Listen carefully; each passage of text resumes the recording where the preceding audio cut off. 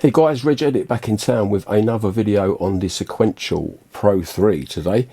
Going to be running through it in depth and showing you a few patch ideas and that kind of thing at the end of the video, so stick around. If you do find this video interesting, then please don't forget to hit the like button, and if you haven't subscribed to the channel already, then please do that as well. That will encourage me to do more videos like this, so take care. Hi guys, so here we are back with a Pro 3.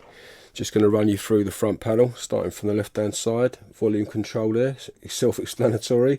Underneath that is a distortion unit, which you can basically add more distortion to the whole of your sound into the master volume. There's no way of bypassing that or anything. Underneath that you've got a glide rate for your portamento, so by clicking on the glide button this will adjust the amount of portamento required. So if you want a long slide, you'd obviously turn it to the right hand side. If you wanted a short slide, I'm sure you're familiar with that anyway. Moving on, modulation section. There's 32 modulation slots plus about another 6 fixed, so plenty going on. It's as simple as pressing the source, choosing what you want to use as the modulator, clicking on a destination, choosing what you want to choose that you want to be modulated, and then turning up the amount for that. You've only got one amount control, so you can only control one at one time, but you can obviously assign other knobs and stuff like that to affect your modulations in real time, so I'll show you a little bit more about that in a bit. Anyway, moving on, LFOs. So you've got 3 LFOs, standard shapes. Again, routing the LFOs is very simple. By clicking on the destination you can literally choose whatever you want to be affected by the LFOs, and again dialing your amount and your speed knob here.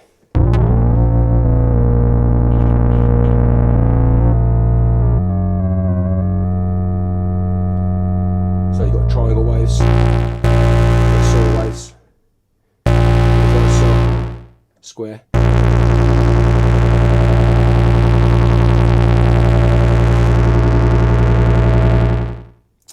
And then sample and hold.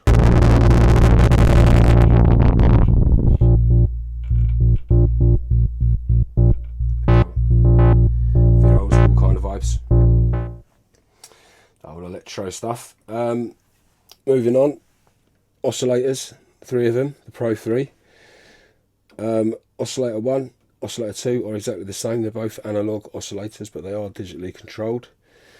So you've basically got your transposition in octaves on the left hand side with this big knob, which is nice and chunky. Next to that you've got your individual pitch for the oscillator, and then you've got your shapes, standard shapes on this, but you can interchange between the shapes, so you can kind of bend the shapes in between, so you can go from a sawtooth to a square and things like that. So to initialize a patch, you literally hold down the down button and click on the latch. That'll give you a basic program, which is what we're going to start off with now. So moving on to the third oscillator, which kind of makes this a little bit different from sort of other monophonic synthesizers, is that it's got a wavetable option there where you can choose waveforms from within a wavetable, and you can scan between those different tables, so which is quite cool. You can actually add your own waves now, which is great. You can upload a one sample continuous wave and it can convert to a Pro 3 file and you can load it in. I haven't done that yet, so I'm going to be going on to it, but yeah, it's kind of, if we actually listen to the wavetable oscillator, it's also got the standard, which it defaults to your standard waves, but then it starts to move into, after you've got you've got your standard saw, pulse and triangle, but you've also got a super saw, so for that kind of trancey vibes. And then it starts to get a bit more interesting. We almost get this kind of Roland D110 partial that you can add to your sounds to give a bit more of an attack or a different vibe. And then once you choose one, you can scan the whole of the table, so it might come with 15 samples or 8 samples, and then you can scan.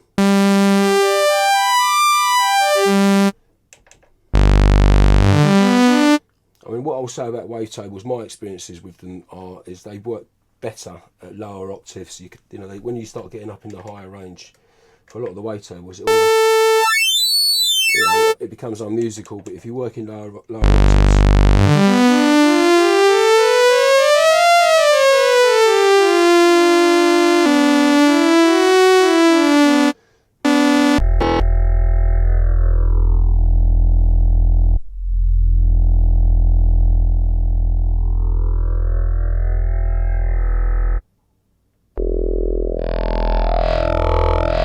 so in between there's some nice little texture. You think, well, that sounds nice. Just start making a sound off of that or something, you know.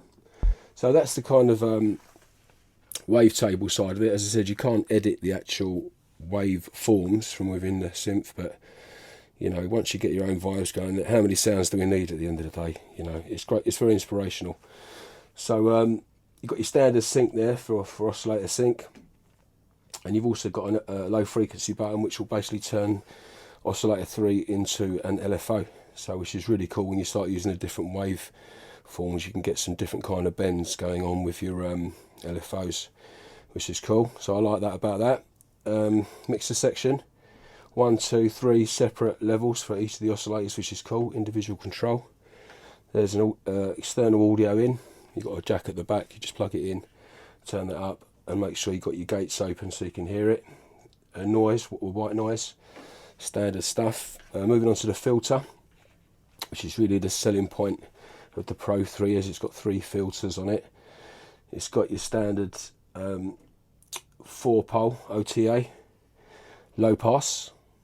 It's got a Moog style 4-pole ladder, and moving next to that, it's got a 2-pole OTA state variable, which is, they say, is the same as the OB6, but you know, it doesn't make this into an OB6 by any means.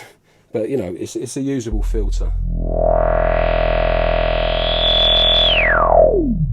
It does self-oscillate, as you can hear. You've also got a drive control there, which you can drive a little bit more into the field, which is like the Sub 37. It gives a little bit more beef.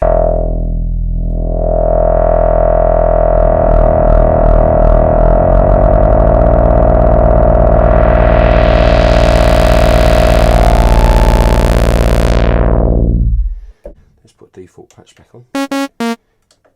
This is more like your Moog filter. It's not as you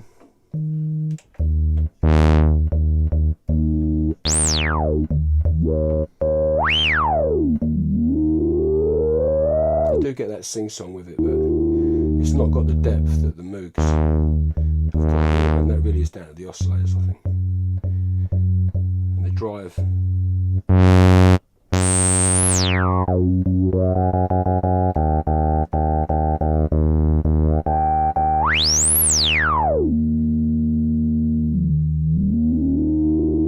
So they're certainly musical, and this is the state variable. Obviously you can go from a high pass to a low pass. So you choose the frequency range there with the cutoff. Then it's got a band pass, which will notch out the area that you've chosen, basically.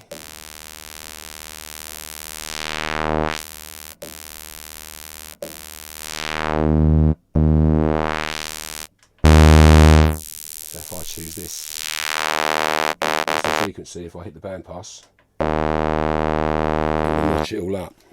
Moving on, you've got 3 available envelopes, but then you've got 2 here, so in all you've got 1, 2, 3, and then you've got 2 auxiliaries, so you've got 4 envelopes. And these can also be looped, so they can kind of, you know, be used as low frequency. They can loop fast enough to be oscillator type effects, so you can basically got another 2 LFOs. Next to that, we've got something called the tuned feedback. It's basically it's like plugging the output of a mixer into a mixer input channel, and then and whacking the volume up, and then it will create a cycle, and then you can tune the cycle, which kind of makes it musical.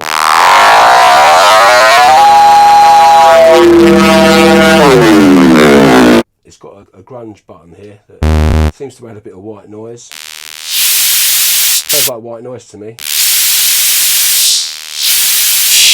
with a bit of an EQ bump in it in the higher end to make it nasty, but you know, it's just another little add-on, isn't it? So okay, so above that area here we've got the sequencer, which is a 16-step sequencer times 4. So you've got 4 tracks, 4 lanes to it, and then it's got 16 tracks that you can basically use any of the tracks to modulate anything you want. So it's kind of got that electron way of working, where you can kind of just record knob movements into a sequence and stuff like that. So in the filter area and amplitude area as well of the envelopes, you've got velocity buttons here, which basically will just directly route the keyboard velocity, how hard you hit the keyboard, into that envelope. So that's kind of a nice way, where lots of old synthesizers you had to kind of route that and stuff like that. So that's quite a cool little feature. The Moog Matriarch hasn't got that, for argument's sake, so listen up, Moog.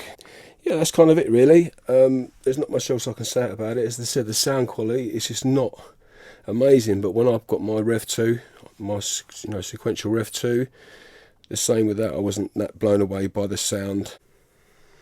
Alright, so going to move on to a few sound examples.